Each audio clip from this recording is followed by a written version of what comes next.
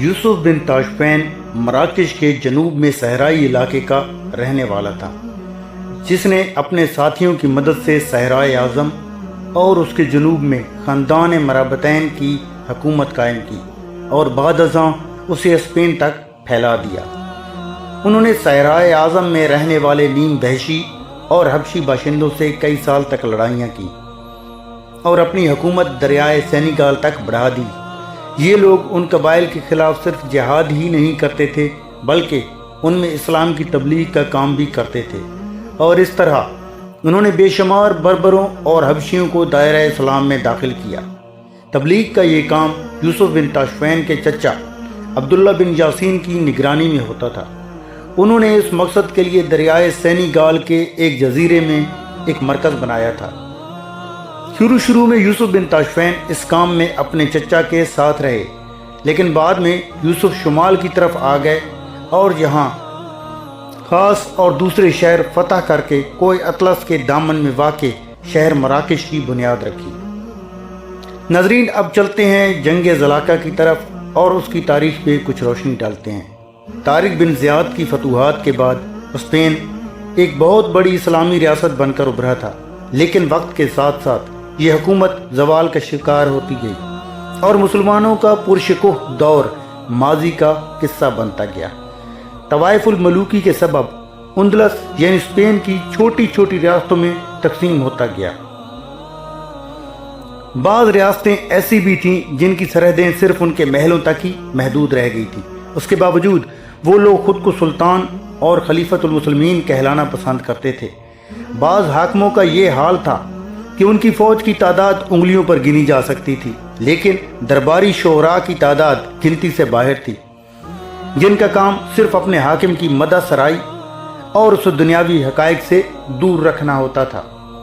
اسلحہ خانوں میں اوزاروں کے بجائے آلات موسیقی تیار کیے جاتے تھے۔ کھلے میدانوں میں تلوار بازی کی مشقوں کے بجائے رقص و سرود کی محفلیں ہوا کرتی تھیں۔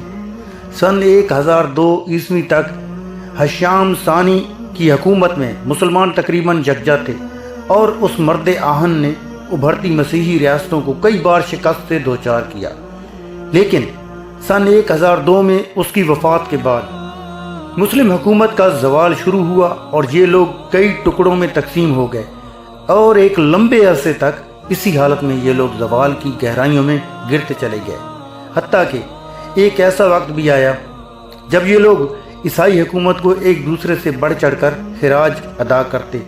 غیرت دینی نام کی کوئی چیز ان کے پاس نہ رہی۔ ان کے علماء اور وہ لوگ جو ابھی تک اپنے ماضی کو نہیں بھولے تھے اور ان میں غیرت کے ذرات باقی تھے، وہ حاکموں سے بالکل مایوس ہو گئے۔ نام نہاد مسلمان حاکم الفانسو ششم کو اپنا حاکم تسلیم کرتے اور عیسائیوں کو ان تمام ریاستوں پر قبضہ کرنے کے لیے صرف ایک بڑے حملے کی ضرورت رہ گئی تھی۔ اس کے بعد وہاں سے مسلمانوں کے وجود کو ختم کرنے میں کوئی مشکل باقی نہ رہتی۔ لیکن اس دوران بربروں کے دائرہ اسلام میں داخل ہونے اور مرابطین کے سلطنت کے پھیلاؤ اور یوسف بن تاشفین کی فتوحات اور اسلام سے الفت کا چرچا اسپین کے مسلمانوں تک بھی پہنچ چکا تھا۔ ناظرین، وہ مسلمانوں کے لیے ایک امید کی کرن بن چکا تھا۔ ادھر 1082 میں الفانسو ششم نے کشتالہ یعنی کیسٹائل سے اپنی تاریخی فتوحات کے سفر کا آغاز کر دیا اور نااہل مسلم حکمرانوں میں اسے روکنے کی ہرگز صلاحیت نہیں تھی۔ سن 1085 عیسوی میں اس نے بنو امیہ کے دور کے دارالحکومت طلیطلہ پر قبضہ کر لیا۔ شہر میں رہنے والے عظیم باسیوں نے 5 سال تک عیسائیوں کے خلاف بھرپور مزاحمت کی، لیکن بالآخر ہمت ہار گئے اور طلیطلہ بھی الفانسو کے زیر قبضہ آ گیا۔ الفانسو کا اگلا ہدف سرغوسا کی کمزور ریاست تھی۔ مسلمان حکمرانوں کی نااہلی کے مکمل ادراک کے بعد علماء نے سلطنت مرابطین کے حاکم یوسف بن تاشفین سے مدد لینے کا ارادہ کیا اور ایک وفد یوسف بن تاشفین کی خدمت میں روانہ کیا اور ان سے اندلس کی ڈوبتی ہوئی ریاست کو بچانے کی درخواست کی۔ یوسف بن تاشفین وفد سے حالات سننے کے بعد فوری مدد کے لیے تیار ہو گئے اور اپنا لشکر لے کر اندلس کے لیے نکل پڑے۔ ناظرین، اسپین کے علاقوں اشبیلیا، غرناطہ اور بطلیوس کے قاضیوں نے یوسف سے مطالبہ کیا اور یہ شرط رکھی کہ فتح کے بعد وہ مقامی حکمرانوں کی خود مختاری برقرار رکھیں گے۔ یوسف نے تمام شرائط قبول کر لیں، جس کے بدلے میں انہیں قلعہ قائم کرنے اور اپنی افواج کو منظم کرنے کے لیے ساحلی شہر الجزیرہ سے نوازا گیا۔ انتظامات مکمل ہونے کے بعد یوسف اشبیلیہ کے لیے روانہ ہوا۔ اس نے 5000 فوجی الجزیرہ قلعے میں چھوڑے اور 12000 فوج کو ساتھ لے لیا۔ وہ 8 روز تک اشبیلیہ میں رہا اور اندلس کے حکمرانوں کی طرف سے ملے فوجی دستوں کی ترتیب و تنظیم کرتا رہا۔ کل 20000 فوج کے ساتھ یوسف بن تاشفین شمال کی جانب روانہ ہوا۔ ناظرین، کیسٹائل کے بادشاہ الفانسو ششم نے یوسف کے خلاف 60,000 کا لشکر جمع کیا۔ دونوں سپہ سالاروں نے جنگ سے پہلے پیغامات کا تبادلہ کیا۔ یوسف نے الفانسو کو 3 تجاویز پیش کی۔ نمبر 1، اسلام قبول کر لو۔ نمبر 2، جزیہ دو۔ نمبر 3، یا پھر ہم سے جنگ کرو۔ الفانسو نے مرابطین سے جنگ کو ترجیح دی۔ ناظرین، 23 اکتوبر سن 1086 کو بروز جمعہ سورج نکلتے وقت الفانسو کے حملے کے ساتھ جنگ کا آغاز ہوا۔ یوسف نے اپنی فوج کو مختلف دستوں میں تقسیم کیا۔ پہلے دستے کی قیادت عباد ثالث المعتمد کر رہا تھا، جبکہ دوسرے دستے کی قیادت یوسف بن تاشفین نے خود کی۔ جنگ شروع ہوتے ہی گھمسان کا رن پڑا۔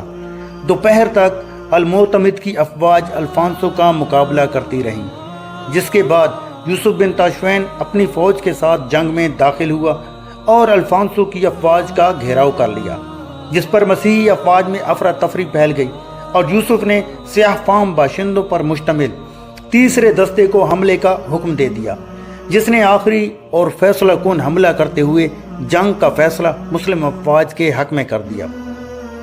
ناظرین، مسلمانوں کی تاریخی فتح کا اندازہ اس بات سے لگایا جا سکتا ہے کہ 60,000 کے مسیحی لشکر میں سے 59,500 اس جنگ میں ہلاک ہو گئے، جبکہ الفانسو بچ گیا، تاہم اس کی ایک ٹانگ ضائع ہو گئی۔